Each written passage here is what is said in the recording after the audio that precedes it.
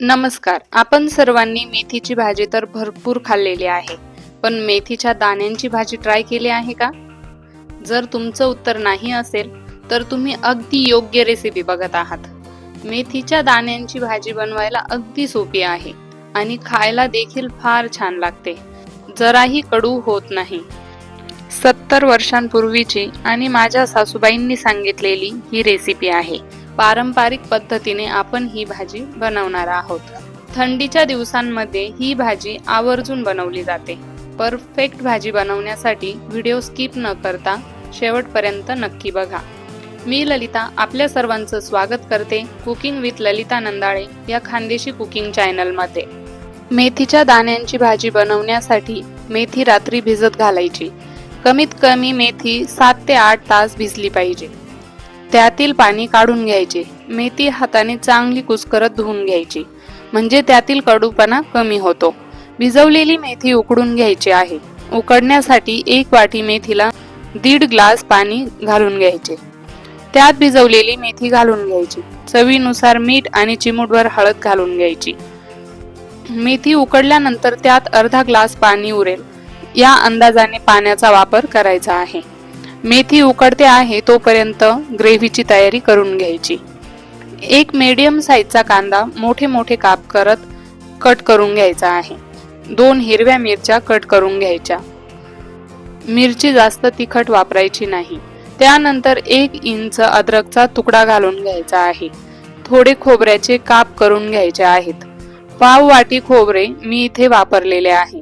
हे सर्व साहित्य तेल न घालता भाजून घ्यायचे आहे. त्यात थोडा लसूण ऍड करायचा. 5 ते 6 पाकळ्या लसूण मी इथे घेतलेला आहे.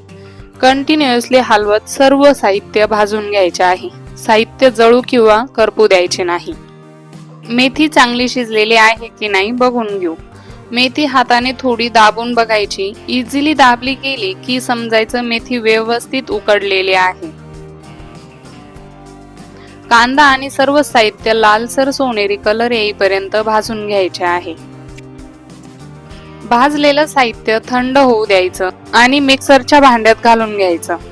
त्यात अर्धी वाटी कोथिंबीर घालून घ्यायची. कोथिंबीरमुळे भाजीला उत्तम चव आणि कलर येतो. सर्व साहित्य चांगलं दळून घ्यायचं आहे.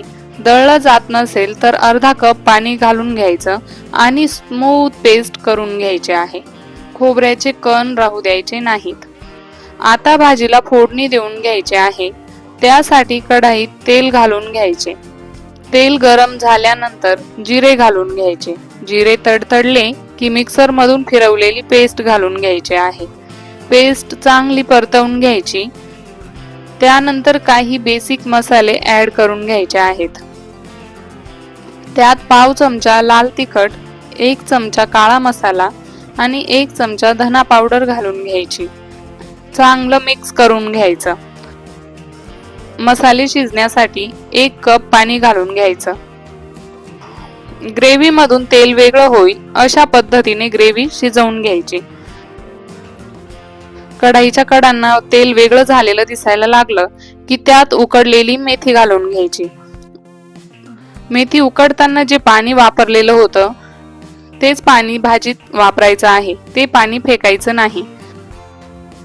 मेथी उकडलेलं पाणी कमी असेल तर दुसरं पाणी गरम करूनच भाजीत घालायचं आहे. चवीनुसार मीठ घालून घ्यायचं. मेथी शिजवताना मीठ घातलेलं होतं म्हणून आवश्यकतेनुसारच मीठ वापरायचं आहे. भाजी चांगली उकळून घ्यायची. ग्रेव्ही आणि मेथीची चव एकत्र झाली पाहिजे. त्यानंतर थोडी कोथिंबीर बारीक चिरून घालायची. भाजी जास्त पातळ करायची नाही, थोडी घट्टसर असू द्यायची. ही भाजी दिसायला जेवढी छान दिसते त्यापेक्षाही जास्त चवीला छान लागते आणि फार हेल्दी पण असते. थंडीच्या दिवसांमध्ये ही भाजी नक्की ट्राय करून बघा. तुम्हाला ही रेसिपी कशी वाटली ते कमेंट करून कळवायला विसरू नका. रेसिपी आवडल्यास लाईक, शेअर आणि सबस्क्राईब नक्की करा.